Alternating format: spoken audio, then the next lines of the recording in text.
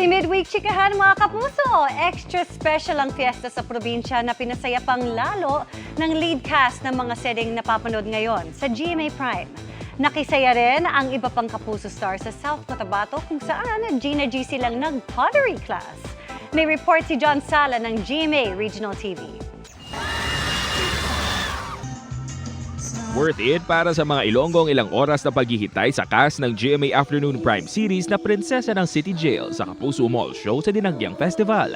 Pinagsamang kilig, saya at energy ang dala ni Will Ashley, Allen Ansay at Denise Laurel. Ramdam na ramdam namin yung init ng pagnagap sa amin ng mga kapuso natin dito. And talagang ulit-ulitin ko masabihin, napakasarap mag-perform pag nakikita natin na yung mga kapuso natin nag-enjoy sila. Maraming salamat sa lahat ng kapuso sa pagtanggap sa amin, saka sa pagbabalik ko. But also, gagawin namin ang lahat to make you guys proud. Nakidinagyang din ang stars ng Lolong Bayani ng Bayan na sina Ruru Madrid, Shaira Diaz at Paul Salas. Todo hataw ang kapuso stars sa kanilang song and dance numbers.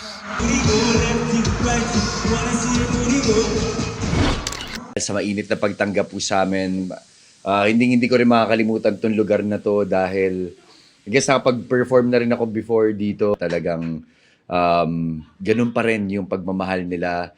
Kaya naman, nagpapasalamat din po ako sa lahat po ng mga nanonood ng Lolong.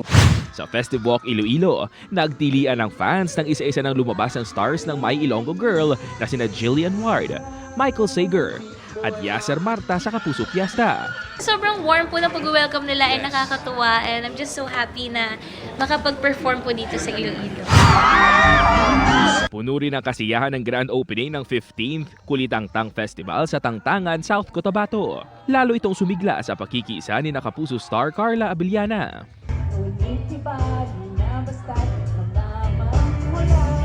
at Jake Vargas.